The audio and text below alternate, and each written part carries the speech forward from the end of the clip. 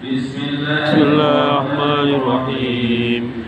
Tabarakalladzi biyadihil mulku wa huwa ala kulli syai'in qadir. Nah, kalau udah begini ini contoh ini contoh idgham biguna tanwin ketemu mim nun ketemu nun mati ketemu mim itu sudah terkangkung di sini. Waqasin min ma'in Wa ka'sin min ma'in ala sururin mawdunah ala syururin mawdunah muttaqiina 'alaiha mutaqabilin muttaqiina 'alaiha mutaqabilin yaqufu 'alaihim wildanun mukhalladun yatufu 'alaihim wildanum mukhalladun. Mengucap puji dan terima kasih kepada Allah. Kemudian hati mengakui dengan sepenuhnya begitu bahwa nikmat itu adalah dari Allah. Kemudian itu terpancarkan, terijawantahkan, terwujudkan dalam ketaatan lahiriah, yaitu dengan anggota badan.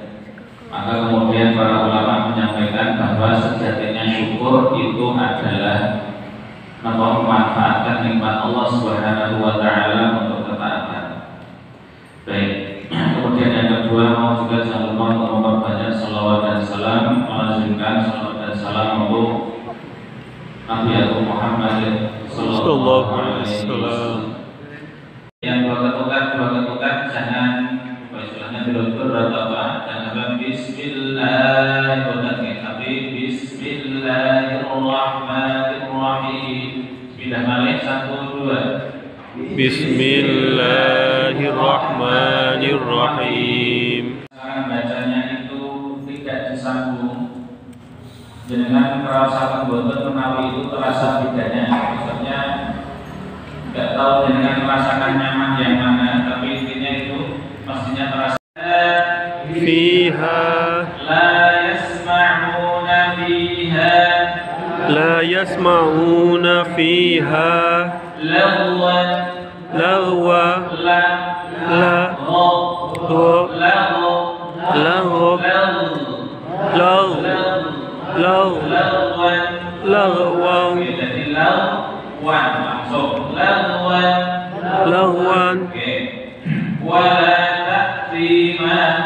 wala ta'thima lagwan wala kalau bisa tidak tentukan lagwan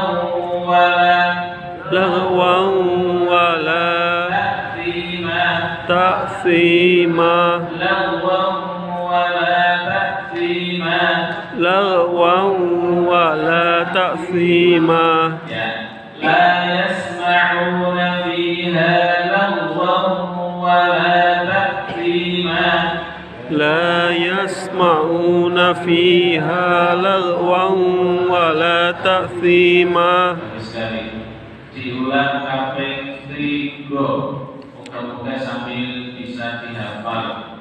1 2 3. La yasma'una fiha lagwan wala ta'thima la yasma'una fiha lagwan wala ta'thima la yasma'una fiha lagwan wala ta'thima illa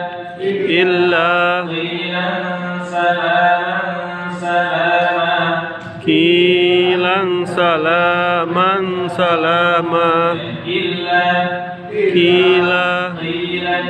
qilan di sini qafnya berharokat illa qilan. Saya akan ulang terus. Jadi qaf itu masuk ke huruf tebal, tetapi ketika dia berkasroh maka ketebalan atau gemanya berkurang. Namanya apa? Tafkhim nisbi. Tafkhimnya gemanya berkurang. Atau jadi tidak perlu tetapi cukup Dipastikan kalau ada firmannya masih sedikit. Qilan salaman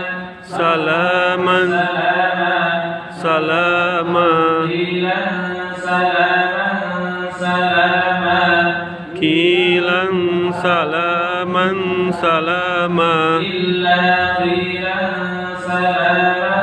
salama illa qilan salaman salama. Ini ilah dulu. Ilah salam kita, tapi ilah salam. Baik, kita ulang 3 kali. 1, 2, 3. Illa qilan salaman salama. Illa qilan salaman salama. Illa qilan salaman salama. Baik. Kemudian kita ulang terakhir. Kamu terakhir 7 kali. Setuju? Ya, karena 7 harus 7 ya. 7 kali tapi disambung. Saya beri contoh ya. La yasma'una fiha lagwan wa la ta'thiman illa qilan salaman salama. Terus 1, 2, 3. La yasma'una fiha lagwan wa la ta'thiman illa qilan salaman salama. 5, konsentrasi 6. La yasma'una fiha lagwan wa la ta'thiman illa qilan salaman salama. Terakhir tanpa saya 1, 7. La yasma'una fiha lagwan wa la ta'thiman illa qilan salaman salama. Baik, itu ya. Alhamdulillah. Silakan dirapi. Ayyuhal walad, duhai ananda. Yaitu panggilan sayang, panggilan mesra kepada anak. Ini yang dipanggil muridnya. Tapi karena ada unsur talatuf, ada unsur kelembutan dan kesayangan, maka kemudian memanggilnya dengan ayyuhal walad. Jadi santri murid itu dianggap sebagai anak, dan memang seperti itu. Ada anak biologis, ada anak ideologis. Ya, bisa jadi kalau kiai-kiai itu selain anak biologis, anak itu juga anak ideologis, karena memang langsung diajari, sehingga diajari oleh bapaknya. Bapaknya dulu diajari oleh kakeknya, sehingga itu sanatnya bisa nyambung. Kemudian nasihat berikutnya adalah an-nasihatu sahlun. Di teks yang lain an-nasihatu sahlatun. Memberi nasihat itu mudah. Lantas yang sulit apanya? Yang sulit adalah wal mushkilu qabuluha. Yang membuat sulit atau yang sulit adalah menerimanya.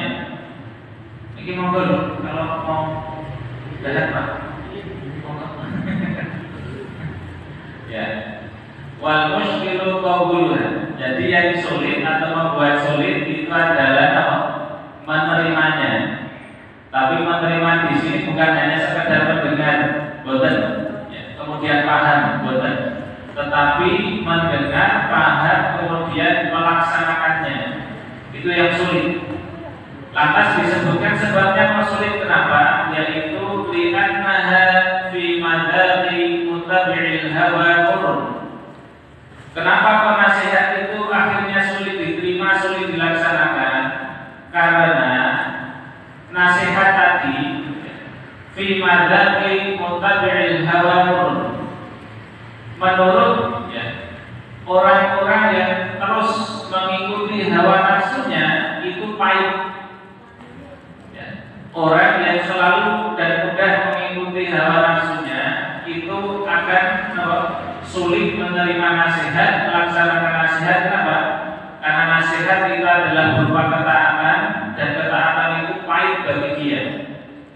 Ya, maka kalau kita ingin mau melaksanakan ketaatan kok berat, maka di situ ada yang namanya nafsu.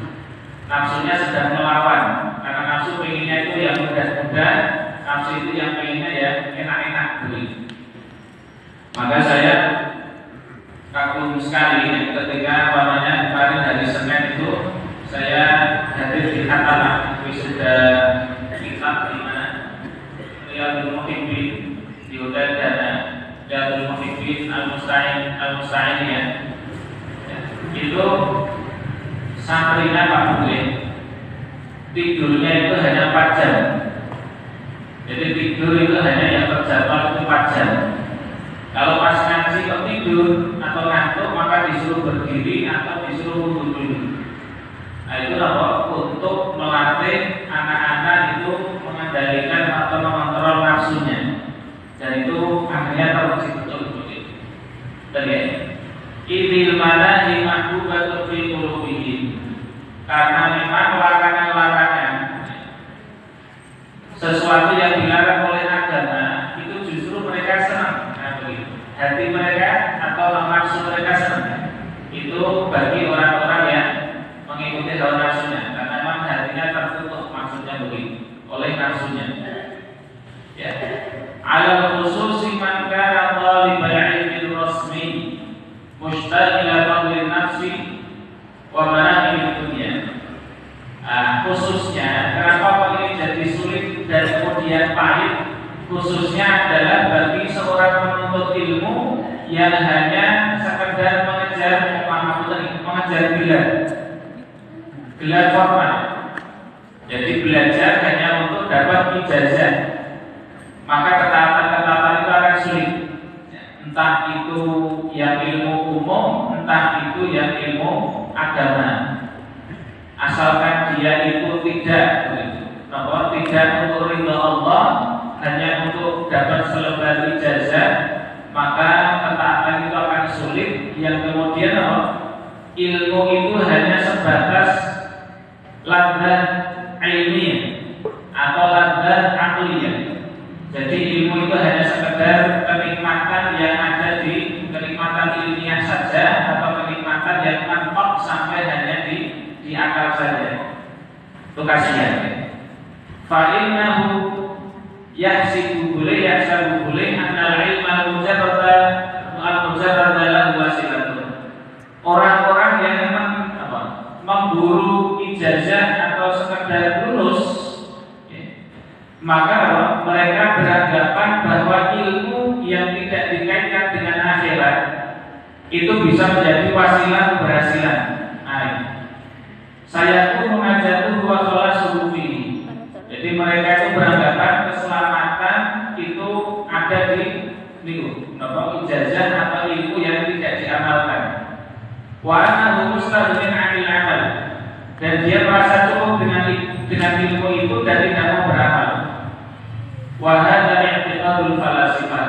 Dan inilah keyakinan dari para filosof yang, tapi tentunya tidak semua. Jadi filosof itu ada yang hanya sekedar mikir, prakteknya tidak. Itu yang tidak benar. Ya, tapi kalau falsafah Islam, insya Allah ada sendiri, ada manhajnya sendiri, dan itu layak untuk dipelajari. Kemudian jemaah sekalian rahmatullah, ini tidak perlu. Ya. Nah, ini ancaman buat orang yang beriman, yang berilmu tapi tidak mau beramal. Ya. Qala sallallahu alaihi wasallam, inna asyaddan nasi 'adaban yaumil qiyamati. Sesungguhnya azab yang paling dahsyat, paling ngeri pada hari kiamat yang ditimpakan kepada manusia itu salah satunya adalah ditimpakan kepada siapa? Alimun lam yanfa'hu Allahu bi'ilmihi, yaitu orang yang berilmu tetapi dia tidak bisa mengambil manfaat dari ilmunya. Ya, tidak Allah berikan manfaat ilmu itu kepada